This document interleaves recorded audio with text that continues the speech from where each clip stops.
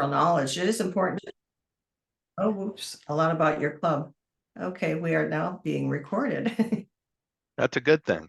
I don't know who did Yeah, it. sorry, I forgot it, but we want to do that. So, Okay. Also, it's important to include the mission statement in your agenda.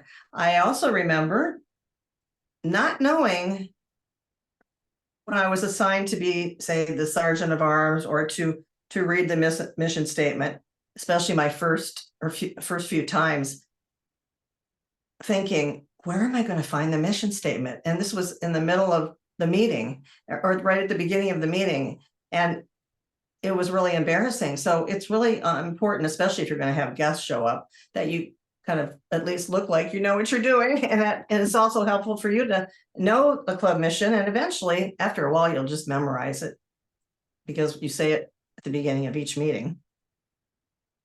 It's also helpful to list the club officers. Some people don't know who the club officers are because maybe they've been elected but had to change club officers, or they just weren't, of course, involved in the election process.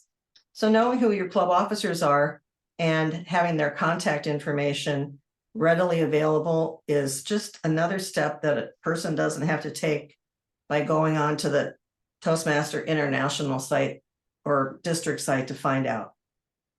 Just make it easy for people. And of course, provide a printed out agenda to all for those who come in person, and an email copy for those who are online. There has been many times when I've been to a meeting and unfortunately there were not agendas provided, and therefore it makes it a little harder, especially if you're the Toastmaster. Of course, and in some clubs, and a lot of clubs, the Toastmaster provides those agendas. So it's nice to know what's going on ahead of time. It just makes the meeting run more smoothly, which is what this whole training is about. Okay, wrong way. Meeting tips. Every member should welcome guests. When there are new guests, it's not just the responsibility of the vice president of membership to welcome a guest or an officer. It's everyone's responsibility. You want to appear to be friendly, and you want that guest to enjoy the meeting and know that they're welcome, that they're not an outsider, they're not intruding. Periodic outrageous meeting formats. Make the meetings fun. There's things like, they're called speakathons, where everyone gets to have, the meeting is just all about every member getting a chance to speak. And then there will be an evaluator assigned to that speaker. So it's all about just doing speeches and evaluations and nothing else during that meeting. It's nice to just mix things up and just not have the same format every time. Or you could have a backwards meeting. And this is pretty challenging. You start at the end and go forward. I personally have not done one of these yet, but I think this could be a pretty fun challenge and something new to try. Be interesting to hear if any of you have done one of these at the end of the slides. yeah, can I just chime in here? One of the ideas of the backwards meeting, because it's backwards, the timer gives the report before anybody speaks. The grammarian wordmaster gives their report before anybody speaks. But here's the kicker. When it finally comes to the speaker to be called on to speak, or the table topics people to be called on to speak, their goal is to reflect the evaluation that was given to them. If they were reported out as having done a lot of ums and ahs, then they should put a lot of ums and ahs into their table topics or their speech. If it was reported out that they did a particularly nice job with organization, then do your best to really have a very organized presentation. It's a wild show. It's crazy. And it might be that you just want one speaker to be the backwards speaker for that particular meeting, or throw the doors open. So that just gives you kind of a little bit of an insight of what that's all about. Thank you, Deborah. Yeah, so I think that he might want to do a training on backwards meetings sometime. We might want to. That would be fun. Then there's courtroom drama meetings. This one sounds fun to me. And it, does involve a little acting. So this could be really fun, Yeah, of I'm someone gonna who's. I'm gonna chime in. I'm gonna jump in You again. chime in since again. I haven't this done was this my one. this was my suggestion. So my home club has done these over the years. The courtroom case is something silly. The big bad wolf versus the three little pigs, for instance. And you have the two attorneys, one for the wolf, one for the three little pigs. Those folks give a prepared speech. Their opening speech is a prepared speech. Then they find witnesses for each side. They queue up the witness to answer the questions they're going to ask, but when the opposing counsel asks questions, that's table topics. And then you have a closing speech, which is kind of more extemporaneous than it is either table topics or prepared. And there's a vote at the end to see which counsel was felt to be the best in terms of putting their case forward. You have the judge, who is like the Toastmaster. They're running this court and they are calling on people and they're making sure that everything goes according to the plan. It's just a really fun, wacky, different kind of thing to do. It's a nice open house event because it's fun and different. Yeah, I know for open house, it doesn't really show what the meeting is like. However, we've had lots of open houses using this format and have gotten members to come in just because of our flexibility. Okay, back to you. Thank you, Sally. That would be very interesting for a guest to come into a meeting like that and entertaining, I think. Then there's an outdoor meeting. Now, an outdoor meeting, it's different than meeting in a building in person, or for the clubs who just meet on Zoom, to get together in person and to meet outdoors and have a meal and share food and have a chance to be a little bit more sociable and get to know each other. So it's a meeting that's not only outdoors, but I think it adds more time for sociability. Welcoming guests. Oh, this is an integral part of Toastmasters clubs. If you have an in-person meeting or hybrid meeting, have a sign-in sheet. Have a sign-in sheet where the guests can put their name, their contact information. And that way, if for some reason they decide not to join that day, you can at least get back to the person. And not only that, when you have an open house, usually you have, I think it's 3 guests at an open house, and that way you have their information to report back to the district who attended your open house or your meeting. If you have a hybrid meetings or online meetings, have them put their information in the chat. And of course, then save the chat, or that way, if you are busy running the meeting with yourself on a computer, you might not have time to go get that information. So make sure that you save the chat, or have someone take a picture of that information, and that way it's saved. That's probably that actually works better now that I'm talking about it. Always invite guests to introduce themselves at the beginning of the meeting and ask them how they found you. Number 1, you can find out how well is your website working. If they found you that way? Did they find you by being referred to someone by someone, or invited by a current guest?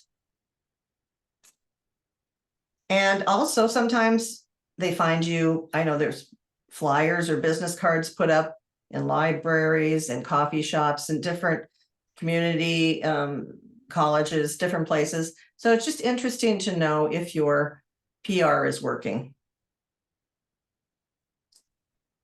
And then ask guests at the end of the meeting how they like the meeting.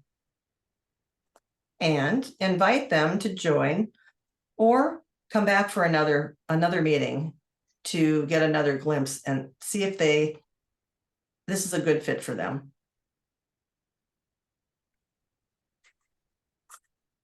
Table topics, my favorite. Table topics, the table topics master gives each topic before calling on a member to speak. And I've seen it work better when the person asked to speak repeats back that question or that topic, just for clarification before they speak. Also, if the person called on decides that they're not comfortable with the question, they can either pass it along to another person, pass it back to the table topics master, or ask for another topic. And sometimes the same topic is used for every person in the meeting, even though most of the time, most often I have seen the topics change each time they ask a new person to speak. Check if the guests want to participate before calling on them. Once in a while, guests are brand new to Toastmasters and to any speaking group like this, like Toastmasters, and they don't feel comfortable at first. I mean, they're probably, so a lot of people are terrorized of speaking in public. So give them an opportunity to decline. And again, invite them to come back another time, or just observe for a while before they decide if they would like to join. As we see in the picture here, we do have one that's terrorized in the before picture. And then as you become more comfortable speaking, it becomes more fun to speak. And you gain confidence, which is part of the reason, that's one of our our objectives in Toastmasters is to provide opportunities for people to gain more confidence in speaking. Now, when you have a guest for the first time, it's important to call on a member first, because that way they can observe, what is table topics? How does it work? And then when I'm called on, what am I supposed to do? So if there's any guests in the room, make sure that all the topics also are easy, an easy question, not some deep, meaningful topic that requires a little bit of thinking first. And then they'll feel more comfortable.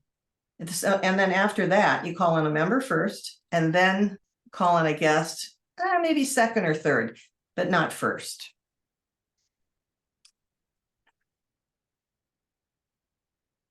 Evaluations are a very important part of a club meeting. Speaking and evaluating, the two most important parts of a meeting. So the evaluations of a speech can be given right after the speaker completes their speech or during the general evaluation portion of the meeting. Different clubs operate differently, and I belong to clubs that do it both ways. The general evaluator reminds everyone that evaluators are just practicing too. So there's no perfect evaluation. It means we hope to get an evaluation that provides us with information so that we can improve. But some people are new at evaluating, and sometimes, well, they just might say how much they liked your speech. And we are all just to be grateful for the person stepping up and taking that role. So they're practicing too. We're not all here to be perfect, but we are all here to improve. And again, have fun. Ensure that all attendees can provide feedback. Now, sometimes clubs have what's called a round robin evaluation. And some clubs just, that's all they do is round robins. I belong to one club, but that's what they do. They have they don't have table topics. They just have speakers and round robin evaluations. And that is nice because there's more people that can give feedback, and you can't think of everything sometimes. So if one evaluator gives you a little piece of feedback that's helpful, then the next one could give you something that the first one didn't think of, and so on and so forth. So round robin evaluations are really, yeah, you might want to try it sometime if your club doesn't do it, just to see if you like it or not. But of course, you do have to provide time for that. So it just depends. If you have to make time and plan everything for your club meeting in advance. But usually there's a speaker, and then you have one evaluator that's assigned to that speaker. And clubs do it differently. So these are just, this training is all about just, thinking outside the box, and how can we add some things to our meeting, make it a little different or be more streamlined. It's just all about sharing and improving. It's really important to recognize members' achievements. When inducting a new member, it's important, first of all, to vote, to have all members of the club vote to accept the new member. And that way, everyone was included. It wasn't just the member said yes and then was just signed up and all of a sudden they're a member of the club. It just makes everyone feel more included and a member of the club. And then it doesn't have to be done every month, but regularly hold an induction ceremony for new members to recognize they're coming into your club, and it makes them feel included. And there are induction ceremony, there's induction ceremony information scripts that you can find on Toastmasters International sites, or someone that's a seasoned Toastmaster could probably help just send to you. It's important to recognize members' pathway achievements. And if you don't have too large of a club, to put those achievements on the side of the agenda, or sometimes if there's room underneath their name, if you have room on your agenda to put all of the members' names. But we're all about education in Toastmasters International, and to encourage people to first of all, get on the pathway education track and to stay on it and to continually work toward a goal is important. Acknowledge when members are doing a role for the first time. This is all, again, about recognition.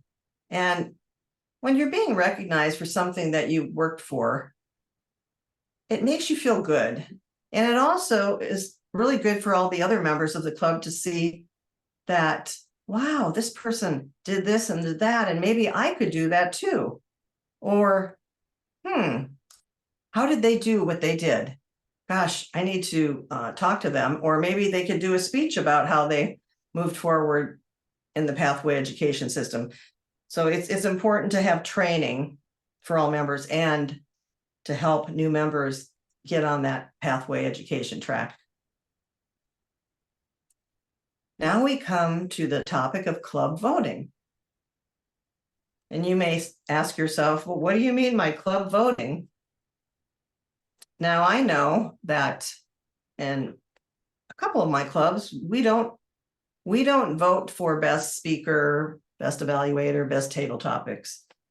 And club voting isn't just about that, but it's one of the reasons for club voting in some clubs, that they really like that, again, the recognition and acknowledgement of, they practiced their speech for quite a while and they won best speaker. Well, we gave them a ribbon or a pin to acknowledge their success in winning best speaker that day. And it makes some people feel really good and motivated to keep doing that. And then again, there's the other side of it. where some people have the perspective that, well, hey, I didn't win, and that doesn't make me feel good at all. And or this, we have a speaker in our club who's just a seasoned Toastmaster who always wins. So why should I even try? So there's pros and cons to club voting, and you might, weigh that and actually ask the members of the club periodically if they enjoy that or not. There's also voting for different policies in your club to change. Maybe there's been some times where in some of my clubs, we voted to have a shorter meeting. We had maybe a 90-minute meeting, and we thought, maybe we don't want to meet for 90 minutes. Maybe only 60 minutes, 1 hour is enough. So we would vote, and then we would change that policy. Or maybe there's an officer meeting.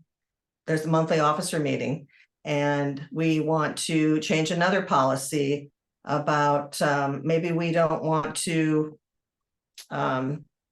meet outside the club. Maybe we just want to have an online meeting or whatever the new policies could be.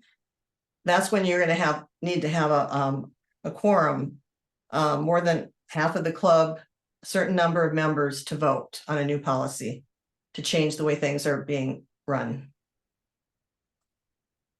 Club business, again, that's what I was just talking about, were some of the club policy, the club business.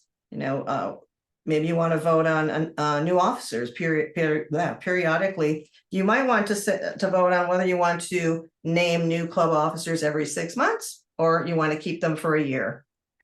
And that's something you can vote on. And again, it's not just club officers that vote, it's the whole members of the whole club. You vote on accepting, again, new members, and that's a really good policy to follow. And there's reasons for that.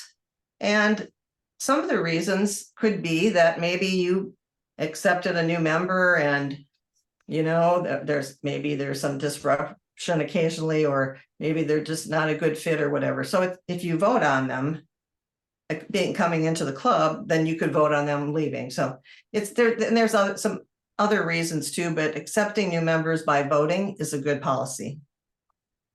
Again, best prepared table topics and evaluations are things to vote on also. Some clubs don't, again, have table topics. Some clubs, I think all clubs that I belong to have evaluations, but it's best to be prepared ahead of time. And how that's going to happen is something you can vote on too. And you can also vote on bringing in outside speakers, how often you're going to do that, or if you're going to do it at all, or if you want to save your time for just allowing members of your club the opportunity and time to speak. Okay. Meeting flow. Consistent meeting structures are key to success. Well, without structure, it's almost impossible to have a meeting. Then it kind of becomes a free-for-all. Hopefully none of you have been in those kind of meetings. And that's actually what the agenda is for. The agenda is to create that meeting structure and to sign up members' roles ahead of time. Now, at the end of the meeting, the Toastmaster will give the meeting back to the president for announcements and ask the guests how the meeting went for them. And announcements are things like, speech and evaluation contests that come up in the beginning of the year, or announcing that there's a convention coming up or a conference, or finding out who's going to be running in your club for the speech contest or as an evaluator, or whatever. There's many announcements, but that's the president's role, is to announce trainings and the time and the day, and sending out those Zoom links, and giving the members the heads up to go and register for the trainings and where to register. when at the end of the meeting, when you ask the guests how the meeting went for them, it's important to get feedback. And then, of course, to invite them to join and or to come back and visit again. And it's important to adjourn on time. So beginning and ending on time is important because a lot of people, well, people have busy lives. Some people, need to get to work. They have families, they have commitments. And if time is not met, then again, your meeting could become a free-for-all. Here we're back to filling roles. Now, usually the VPE, which is the Vice President of Education, will verbally work with members at the end of the meeting to fill the roles for the following meeting. If that is part of your meeting structure and there's time to do that. I find it helpful for those people that are in attendance, but sometimes people really don't know what they're doing the next week, so they really can't commit.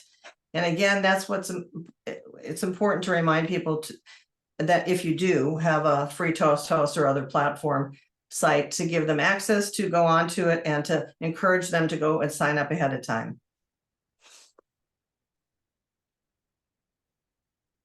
And again, I just mentioned, make sure everyone has member access to these sites. I do belong to a couple clubs that the members do not have access to their free Toast host site. And therefore, it makes it difficult for actually everyone in the club, but especially the ones that are in charge of the agenda. So if a person needs help in creating a free Toast host site, there is help in our district, and you can ask one of our trio members, and they could point you in the direction of people that could help you if there's no one in your club to help you set that up or learn how to give access to your members. Just makes everything work more smoothly. And now we've come to the general feedback session portion of our meeting. So I welcome people to put their hand up if they'd like to speak, and we give a couple minutes to each person to give us some feedback, how you like the meeting, and any ideas that you have in your club that I haven't talked about. And I will stop sharing here.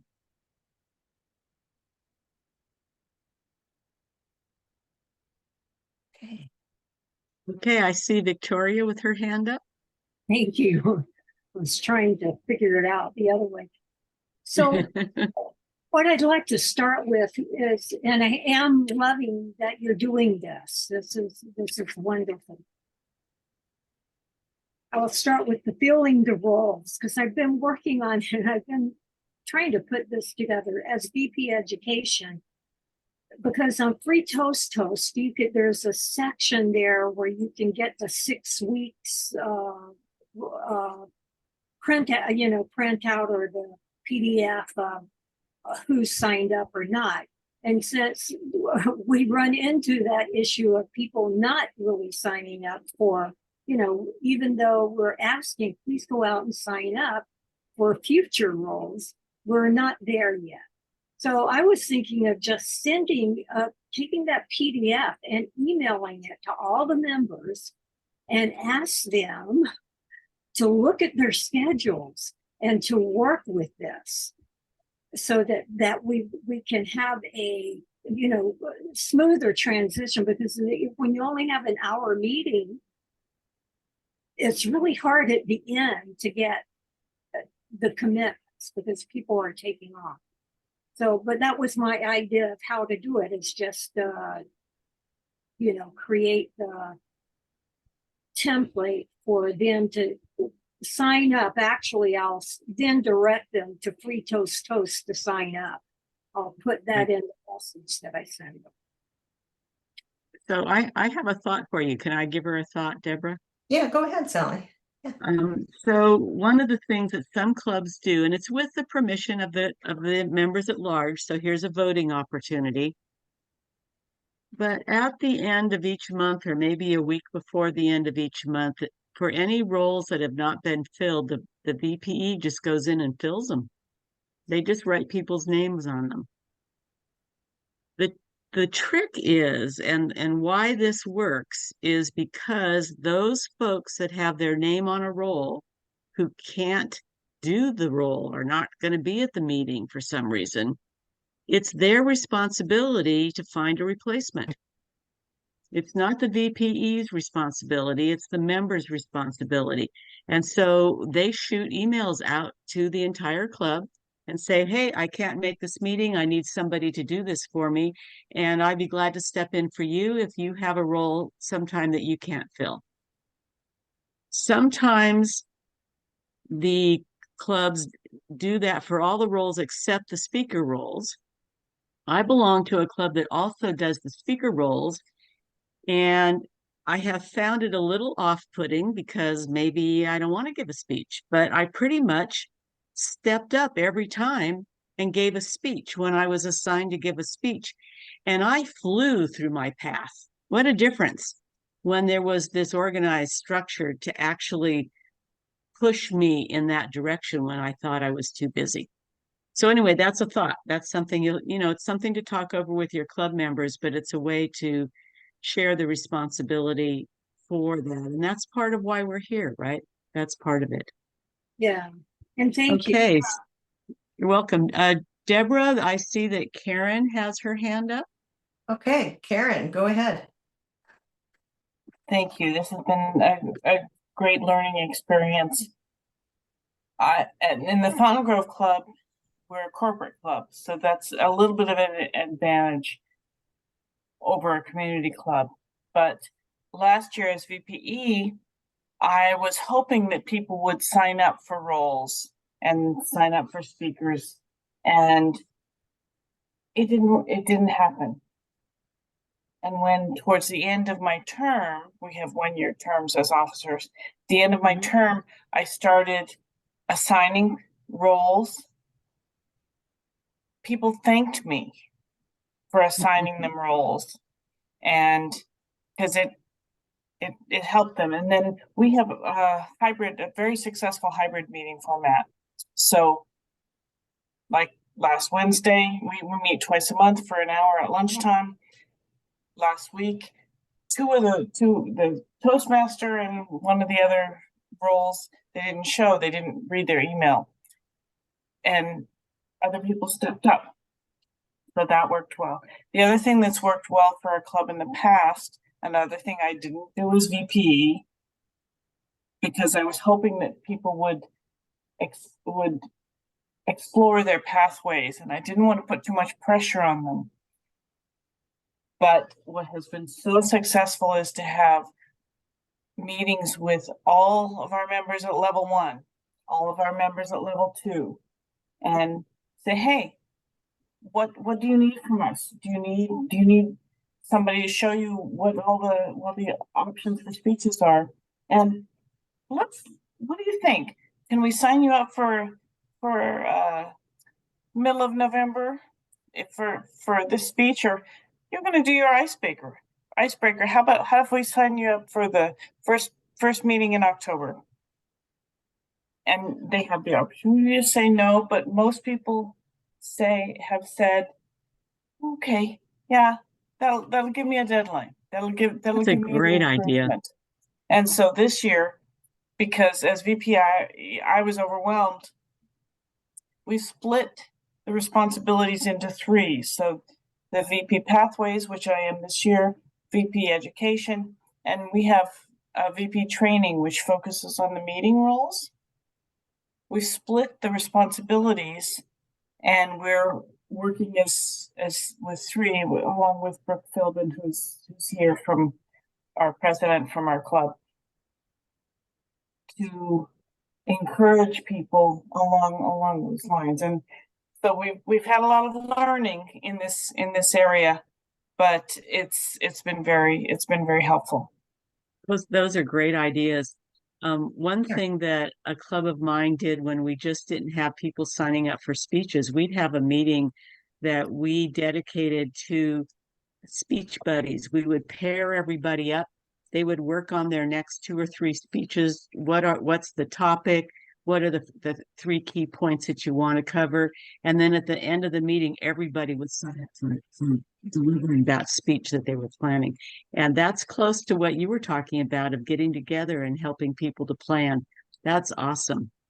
Deborah, you have a Margaret who has her hand up. I do. And Margaret, take it away. Oh, thank you. I also participate in a corporate club at East Bay Med. There are about 20 of us, so we're not a huge club. During COVID, we went completely online through Teams, and we meet twice a month, but we've been moving back into hybrid form. So we have some folks who, based on their schedule, can't go downtown to the main building to meet. So like I do, I work off site. So I still participate through Teams, but those who can meet in our room downtown. Our VP of Education and President set up folks are basically a schedule for 6 months, let's say, where everybody has a role. And then as things pop up, if somebody can't take on their role for whatever reason, then that person will send out an email saying, hey, something's come up. I'm not going to be able to give my speech or work as timer. Can somebody please step up and take the role? And generally, folks do step up and take those roles. Or if originally there were 2 or 3 people scheduled to give speeches, having one person not be able to do their speech, we can go with 2. And there have been occasions where something's happened and our scheduled speaker can't make it. So we'll have longer table topics. And so maybe there are more questions, or maybe the timing of the table topic will go, instead of 1 to 2 minutes, it'll go to 3 minutes as an option. So, and also the VP of Education, before she does her 6 months of scheduling, she'll send out an email, because there have been people who, based on their schedule changes, can't go on Thursday to the morning meeting. So they can do Wednesdays, the lunchtime meeting. So we're trying to accommodate that to keep everybody flowing. And it's been pretty successful. Tomorrow there's an open house, so I'm hoping that'll go well, but it's been fun. Thank you. Awesome. Those are good ideas. I saw somebody just mention something about sign-up sheets. Oh, they use a Google Doc, Excel type sheet for signups. Oh, I see. Okay. Yeah. That's a good idea. And I have another thought. You were mentioning the importance of evaluations and feedback. When we were in person, we used to have everybody fill out the evaluation form. Now what we do is we have everybody, we put it on SurveyMonkey, and we have everybody fill out just the first page. What'd you do really well? What could you improve on? What's a stretch goal? And we put that link in our chat, and then we have 2 minutes for everybody to take a moment to fill out that SurveyMonkey, so that everybody in the room can provide feedback to the speaker and not just the assigned evaluator. So that's something that we do. I'm wondering if folks have ideas about kind of change-up meetings or different things that you do to keep your meetings interesting. Mary. I heard about this, the Antioch Club, many years ago, on the first Monday in October, would discuss issues pending before the Supreme Court. Oh. That's the first session of the Supreme Court. And I was always curious about how they structured that. I thought it was a very interesting concept. It is an interesting concept. That could be very interesting, as long as they just don't keep it to, I don't know, because we don't talk about what religion and politics really in Toastmasters that much, but just giving your opinions, there's nothing, that would be interesting. Yeah, Yeah. if we could make it work like the old days when your opinion didn't somehow stamp you a certain way. But That's right. no, I kind of like that. One of the things another thing that we did for Halloween, you mentioned October for the meeting close to Halloween, is when they were in person, we provided them, but when they're online, everybody wears a mask, a Halloween mask. And then they do all of their roles, whatever role they have, in the character of the mask that they're wearing. Okay, so if it's a Bugs Bunny mask, it's in that character. If it's a witch's mask, it's in that character. Whatever the character is of the mask that they're wearing. It's pretty interesting. We had some members that were so scared to get up and talk, but when they were behind that mask, oh my gosh, they were fabulous. And it gave them a chance to be fabulous and figure out that they weren't going to die afterwards. So that's another thought for a fun thing to do. That's a little bit of a change up. Thank you for that thought, Mary. I like that thought. Anybody else? Oh, Brooke, yes. So in October, it's Global Diversity Awareness Month. So Keysight, where our club is, we are participating in kind of some global activities. And for October, our 2 meetings are going to be themed towards diversity, inclusion, and equality. So that's what we're doing for kind of our themed events in October. I did have 2 additional questions though. I really appreciate this training. I heard that we're going to be doing this monthly. I'm looking at District 57's calendar right now. When will these trainings be posted? Or what is the cadence of that? We're on the verge of being able to post them. Deborah and I were going to sit down and pick dates, and we now have an input document for posting out, I think as far as 6 months, I'm not sure, but our website is doing a whole redo. It's going to be so much better, but yes, we will be posting that. We have about 5 or 6 different trainings that are going to be happening every single month. And so you just pick, which one do you want to go to this month or which 2. We have Pathways training. September 11th is the next Pathways training. So thank you for asking that. Excellent. No, these trainings are very helpful. I appreciate it. As new in the leadership role, these are very, very helpful. My second question is related to kind of networking within Toastmasters in District 57. I would love to sit in on some other clubs' meetings. Is there a list of meetings or contacts, or how can we network within this group? Because I've only experienced corporate meetings within my club. Right. We do have that capability. I don't think we have an actual list. Well, we do somewhere, a list of all of the clubs and when they meet.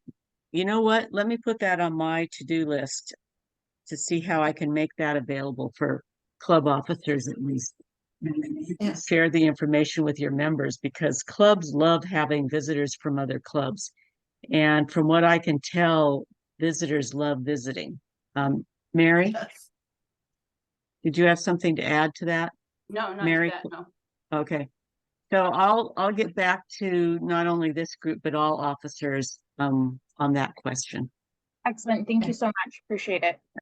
Okay. Let's see, Deborah, I saw Mary's hand first. If nobody else is gonna pop up, I'll say that one club I belonged to had 2 roles that I haven't seen in other clubs, but they were delightful. One was called the Orator, and they presented a poem, a dramatic reading that was very short, 2 to 3 minutes at the beginning of the club.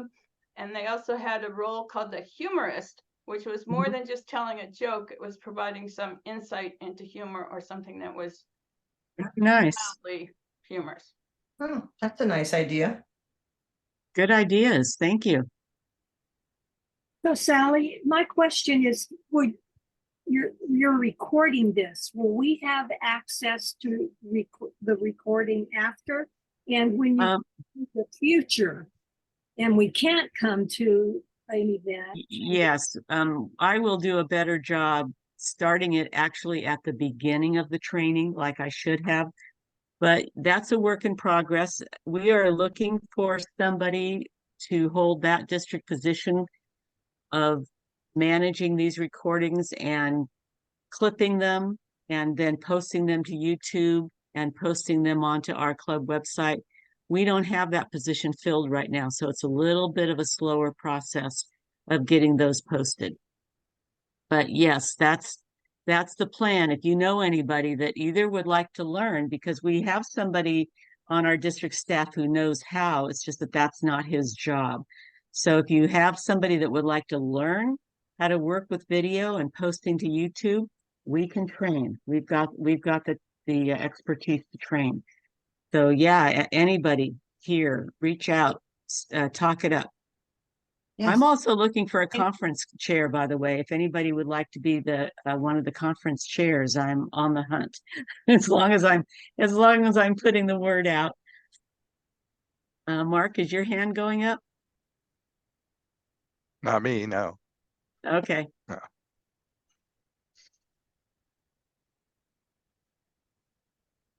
Any other thoughts or comments? We are, pretty much on time. We started at 5 after and it's now 2 after. Is there anything else Any- anybody would like to learn in the future? Anything maybe you think we didn't Good cover? question. Good question. What could we add to the training that we didn't do this evening? Yeah, and we want to mix it up and not just make it the same training every month. So that's why we really value your input. If there's Yeah. any maybe is there a way where they could just send their comments or ideas to? You could type them into the chat, or Mary, you had your hand up. No. Okay. Well, let's see, Deborah, do you want to start using that Gmail email that I put out there on your behalf? Yes, the Okay, dwiener30@gmail. Yeah, Okay. so if you could send any of your comments or feedback to Wiener, WIENER 30 at I'll put it in the- gmail.com. I'll put it in the chat too.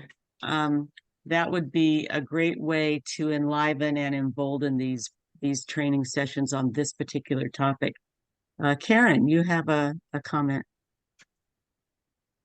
If you're looking for general training, the best training I've ever attended was I've forgotten the woman's name, the former VPE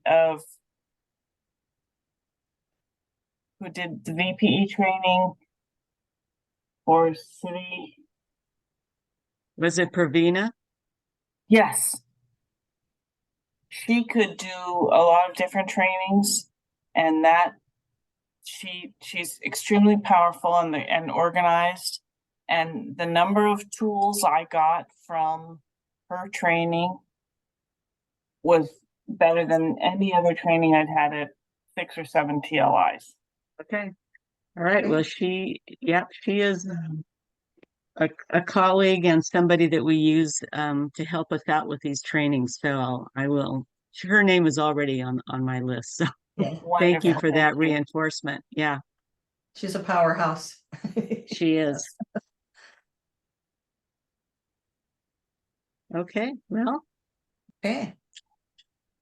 It was a pleasure having you all here, and we'll be again doing this training, and we'll be doing a training on mentoring new clubs also every month, and maybe some we have